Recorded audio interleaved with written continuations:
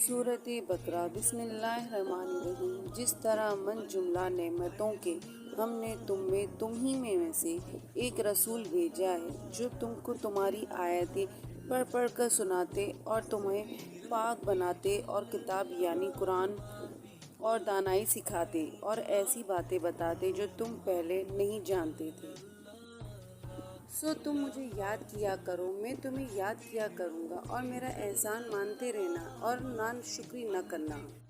اے ایمان والو، صبر اور نماز سے مدد لیا کرو، بے شک اللہ صبر کرنے والوں کے ساتھ ہے۔ اور جو لوگ اللہ کی راہ میں مارے جائیں ان کی نسبت یہ نہ کہنا کہ وہ مرے ہوئے ہیں، وہ مردہ نہیں بلکہ زندہ ہیں، لیکن تم نہیں جانتے۔ اور ہم کس قدر خوف اور بھوک اور مال اور جانوں اور میووں کے نقصان سے تمہاری آزمائش کریں گے تو صبر کرنے والوں کو اللہ کی خوشنودی کی بشارت سنا دو۔ ان لوگوں پر جب کوئی مصیبت واقع ہوتی ہے تو کہتے ہیں کہ ہم اللہ ہی کا مال ہے اور اسی کی طرف لوٹ کر جانے والے ہیں۔ یہی لوگ ہیں جن پر ان کے پروردگار کی مہربانی اور رحمت ہے اور یہی سیدھے راستے پر ہے۔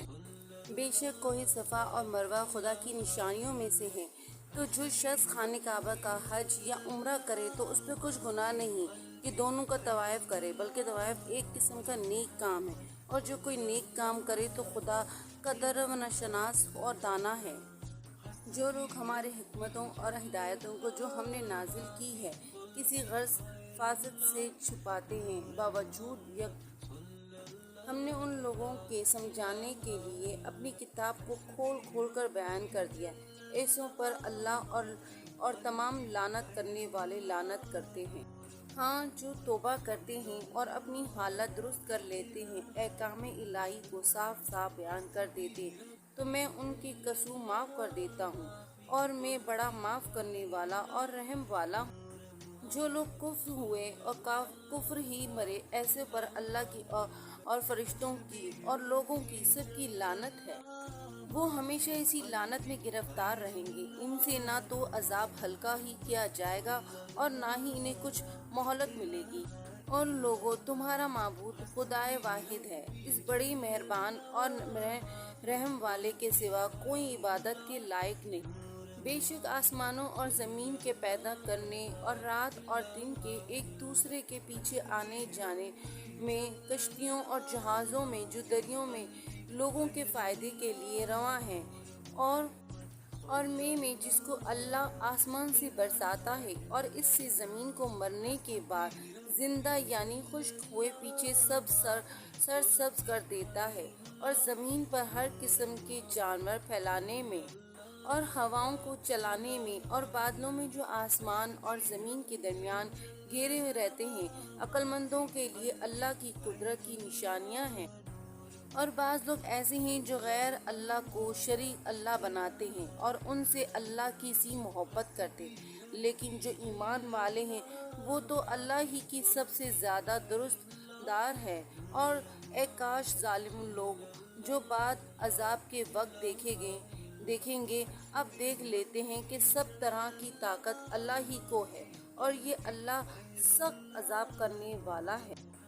اسی دن کفر کے پیشوا اپنے پیروں سے بیزاری ظاہر کریں گے اور دونوں عذاب الہی دیکھ لیں گے اور ان کی آپس کی تعلق منتقد ہو جائیں گے۔ یہ حال دیکھ کر پیروی کرنے والے حسرت سے کہیں گے کہ اے کاش ہمیں پھر دنیا میں جانا نصیب ہوتا کہ جس طرح یہ ہم سے بیزار ہو رہے ہیں اسی طرح ہم بھی ان سے بیزار ہوں، اور اس طرح اللہ ان کے اعمال اور حسرت بنا کر دکھائے گا اور وہ دوزخ سے نکال نہیں سکیں گے۔ لوگوں، جو چیز زمین میں حلال طیب میں وہ کھاؤ اور شیطان کے قدموں پر نہ چلو، وہ تمہارا کھلا دشمن ہے۔ وہ تو تم کو برائی اور بے حیائی کے کام کرنے کو کہتا ہے، اور یہ بھی کہتا ہے کہ اللہ کی نسبت ایسی باتیں کہو جن کا تمہیں کچھ بھی علم نہیں۔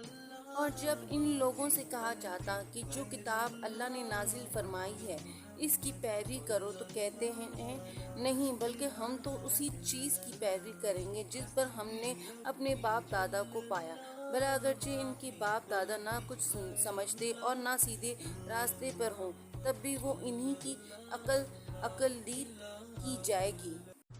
جو لوگ کفر ہے ان کی مثال اس شخص کی سی ہے جو کسی ایسی چیز کو آواز دیں جو پکارے اور آواز کے سوا کچھ نہ سن سکے۔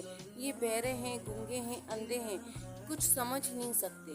اے اہل ایمان، جو پاکیزہ چیزیں ہم نے تم کو عطا فرمائی ہیں ان کو کھاؤ، اور اگر اللہ ہی کے بندے ہو تو اس کی نعمتوں کا شکر بھی ادا کرو۔